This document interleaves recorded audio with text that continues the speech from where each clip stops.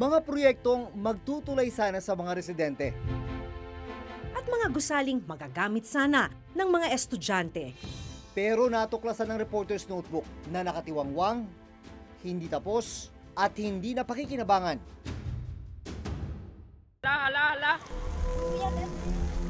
Sa kabila ng malakas na agos ng tubig sa ilog na ito. Balunan nyo, ha? Buong tapang itong tinatawid ng ilang residente at estudyante ng Barangay San Gregorio sa bayan ng Lambunao sa Iloilo. May tulay naman sa tabi ng ilog, pero ang problema, hindi na dito dumadaan ng tubig. Ang masaklap, 10 taon na ang nakararaan mula ng simulan nito, pero hanggang ngayon, hindi pa rin ito tapos at hindi pa rin nagagamit ng mga residente.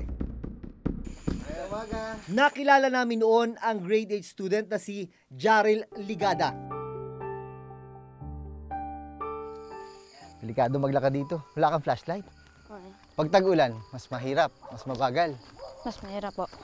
Para makaabot sa pagsisimula ng klase ng alas 7, naglalaan si Jaril ng 1.5 oras para sa paglalakad.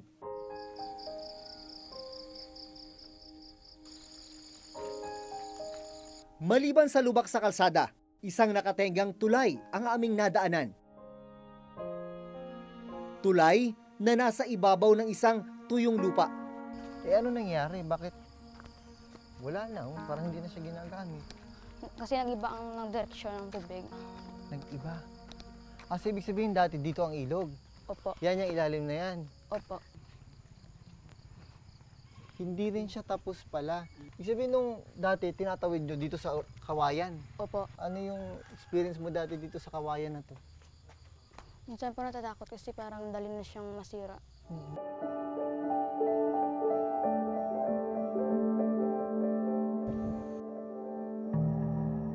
Ayon sa kapitan ng Barangay San Gregorio, taong 2008 pa nang simula ng pagtatayo ng tulay. Pero patigil-tigil daw ang paggawa nito. Budget namin, sabi ng engineer, hindi kasya ng 2 pinto yung patapos yung tulay. Kasi steel plate, ma'am. Sana kung natapos, malaking tulong sa amin dito sa San Gregorio. Ilang metro lang ang layo mula sa hindi natapos na tulay.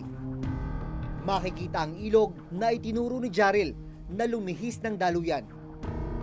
Ito ang kailangan nilang tawirin papasok ng paaralan.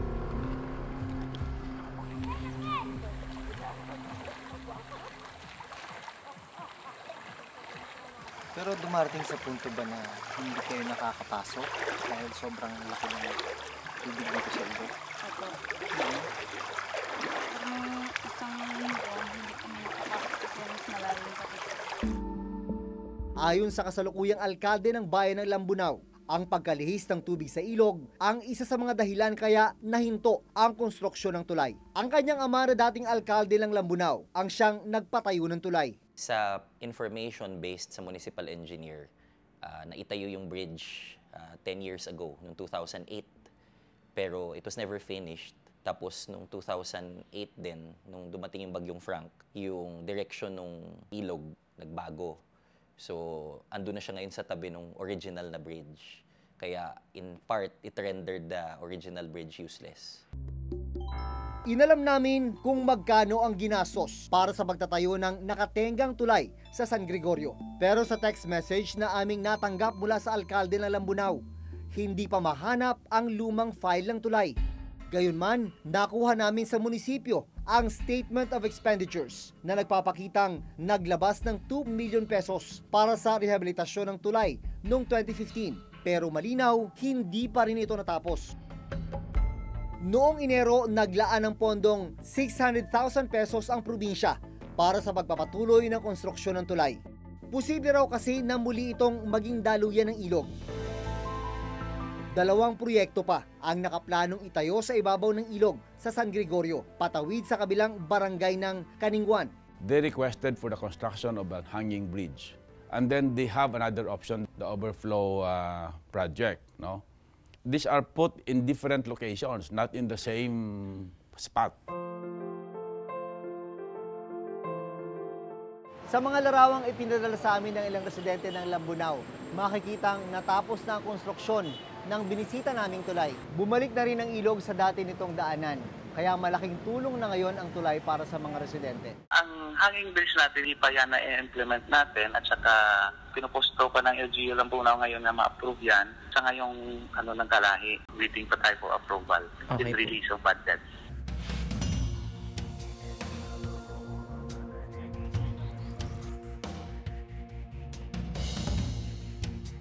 Ito ang Katarman Bridge sa Samar. Kung makikita nyo naman, sobrang makipot para sa isang two-lane bridge. Kaya ang proyekto ay bridge widening, luluwagan. Ang problema, noong 2015 pa ito sinimulan, hanggang sa ngayon hindi pa natatapos.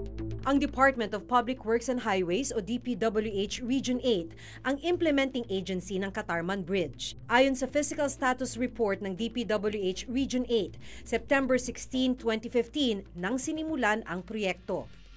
Ang target completion dapat ay noon pang June 22, 2017. Pero nang aming puntahan noong March 2018, nasa 47.30% ang actual accomplishment sa paggawa ng tulay. Ayon dito sa dokumento mula sa DPWH, ang contract amount ng proyektong ito ay mahigit 140 million pesos. Tapos, sinasabi rin dito na yung actual accomplishment ay halos 50% na. Ibig sabihin, dapat kalahati nitong proyekto tapos na. Ganito po bang itsura nung halos 50% na natapos? Hindi po. Tuloy-tuloy naman ang trabaho namin kasi ang trabaho namin sa ilalim lang pa. Wala pa sa ibabaw. Pag natapos yung ilalim, dahil 5 butas na lang naman ito, sa taas na kami. Sa status report na nakuha namin noon sa DPWH Region 8, nakasaad na humiling ng karagdagang 120 calendar days ang kontraktor para matapos ang tulay. Ang dahilan nila ay ang obstruction of utilities, partikular ng water pipelines na nakakabit sa tulay. Sa kasalukuyan, nadaraanan na ng mga sasakyan ang Katarman Bridge pero hindi pa rin ito tapos. 3 taon nang delayed ito sa original completion date na September 2015. As of November 25, yung accomplishment namin is 93.11% na. We are expecting sana makomplete itong December 25 ng 100%. Kaya nga lang, siyempre, mayroon pang mga konting correction yan. Baka umabot pa ito ng January, until January 25. Bukod sa mga tulay, binisita rin ng Reporter's Notebook ang ilang school building na para sana sa mga estudyanteng nagtitiis sa mga tent, covered court, at lumang gusali. Pero natuklasan naming nakatenga at hindi tapos. Naabutan naming nagkaklase sa isang covered court ang ilang estudyante mula sa grade 7 hanggang grade 11 ng Mondragon Agro-Industrial High School sa Northern Samar. Minsan dito, mahirap dito pag pumapasok.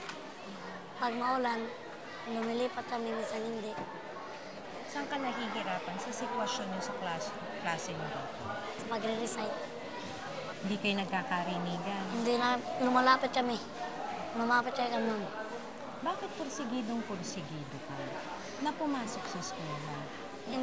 Kasi mabot lang ang pangarap namin na maging sundalo at makatulong sa pamilya. Ramdam din ng mga guro gaya ni Teacher Maricar ang hirap ng kakulangan sa silid-aralan. Kahit po sila mismo, nahihirapan Oo, nahihirapan po.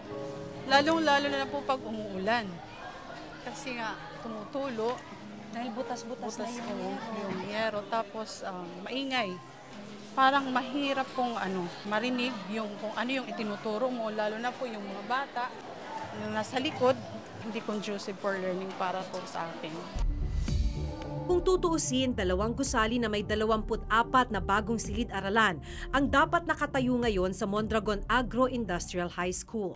Dito, sana, 12 classrooms ang pinakikinabangan ng mga estudyante.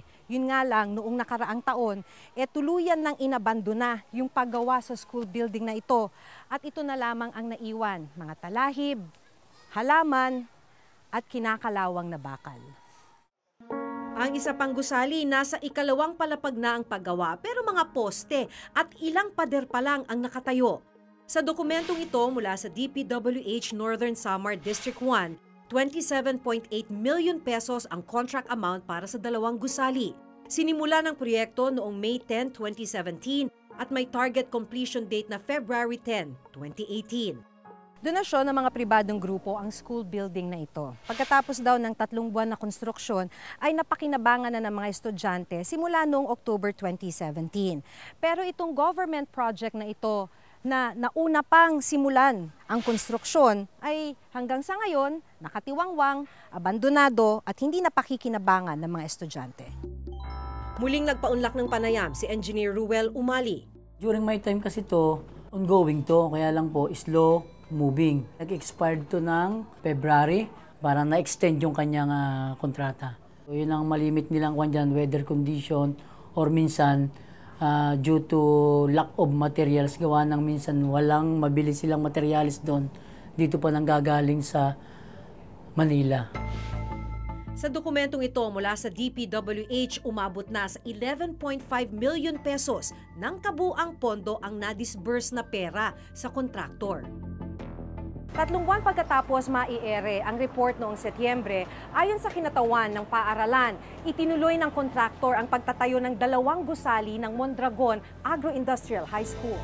Ang unang gusali na dati puro poste lang, nagkaroon na ng ilang pader at slab. Ang ikalawang gusali, nadagdagan ng ilang slab. Dapat iti-terminate na talaga yun noon. Pero nag-submit ang kontraktor ng motion for reconsideration na wag daw muna i-terminate kasi ikukumpit daw nila yung project. Sa dokumentong ito mula sa DPWH Northern Samar, as of September 25, 79.60% completed na ang proyekto. Pero napag-alaman namin na muling itinigil ang pagtatayo ng mga ito. Tuluyan na kasing tinerminate ng DPWH Northern Samar District 1 ang kontraktor ng proyekto. Sa Enero, muling magsasagawa ng bidding para sa kontraktor na magtutuloy ng proyekto. Kaya ang mga estudyante at guro, tila mahaba-haba pa ang pagtitiis. Ang tanong, ano ang mangyayari sa pondong naibigay na sa orihinal na kontraktor ng proyekto?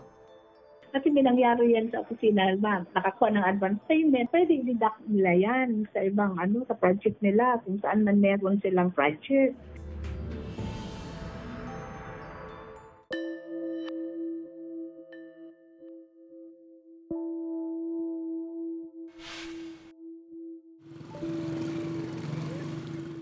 Balot na ng halaman ang mga poste at ilang pader nito at halos 2 taon na raw inabandona. Ganito namin naabutan noon ang dapat sanay 3-classroom school building sa Lungib Elementary School dito sa Victoria, Northern Samar. By this time dapat tapos na, pero until now makikita nyo naman tinubuan na ng mga damo at lahat-lahat. Abandoned ho siya. Kasi yung last na nag-visit ako dito was 2016 at ganito na yung itsura niya. And then hanggang ngayon, hindi pa rin siya nagagalaw. Ang pondong nagastos para rito, 2.8 million pesos. Pero ang ipinagtataka ng DepEd Engineering Office sa dokumentong galing mismo sa DPWH Northern Samar District 1 na siyang implementing agency ng proyekto, idiniklarang 100% completed na ang gusali. Kahit poste lang at ilang pader lang naman ang nakatayo. As of January 31, 2018, ang supposedly 1-story 3-classroom dito sa Lungib Elementary School ay 100% completed. Pero kung makikita natin ngayon yung status ng building, hindi naman siguro natin masasabing 100% completed siya. Makalipas ang halos 4 na buwan, binalikan namin ang Lungib Elementary School. Nakatayo na ang 3 silid. Ayon sa DPWH, ang kontraktor ang gumastos para sa pagtatayo ng mga classroom. Conducive for learning na ito kasi napakalaki at napakaluwang. Kisame na lang ang kulang pero napinturahan na ang mga silid-aralan at ngayon ay nagagamit na ng mga grade 4, 5 at grade 6 students.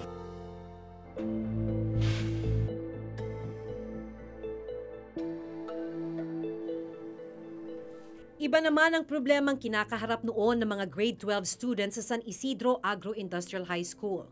Nandito tayo sa San Isidro Agro-Industrial School. Dito naman, tapos yung school building pero hindi magamit dahil natuklasan na may structural defect.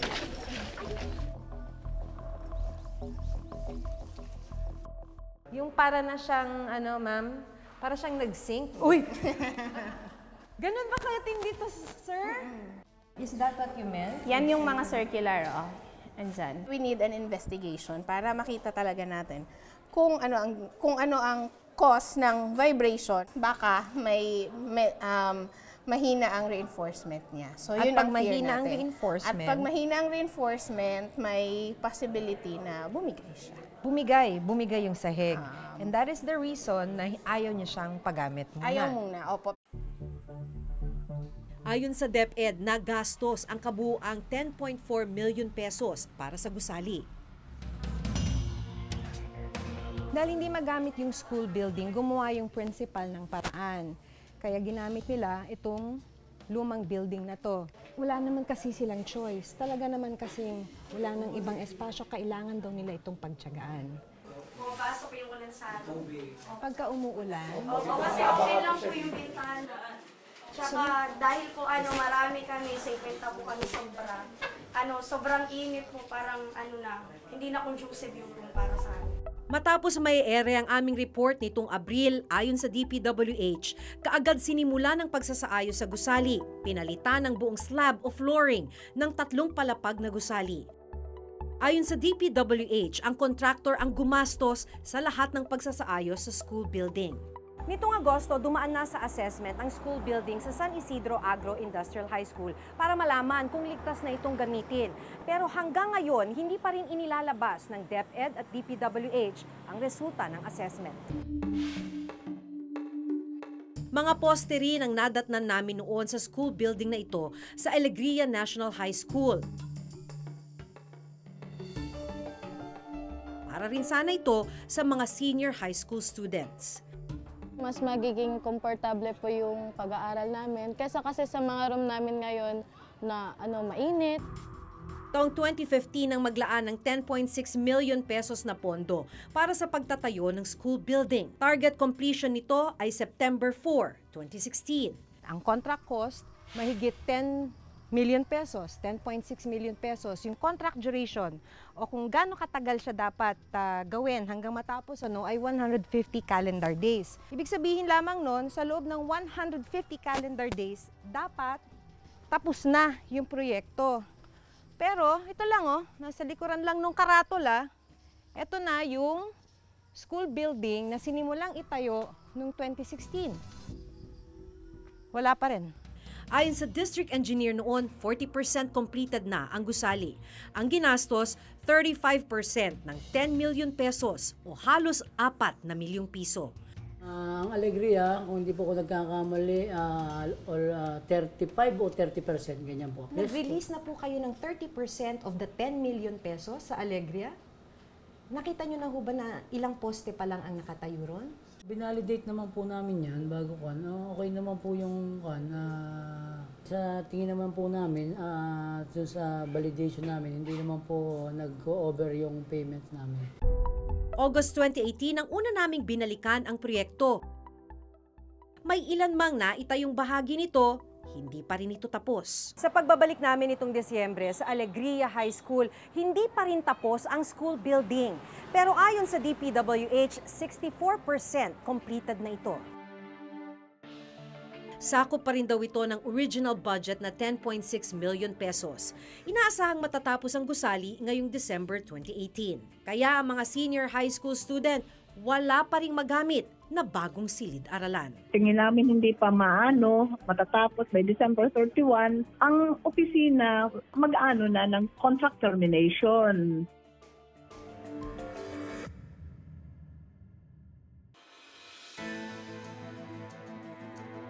Sa pagpasok ng bagong taon, asahan ninyong patuloy nating babantayan ang mga proyektong para sa mga mamamayan.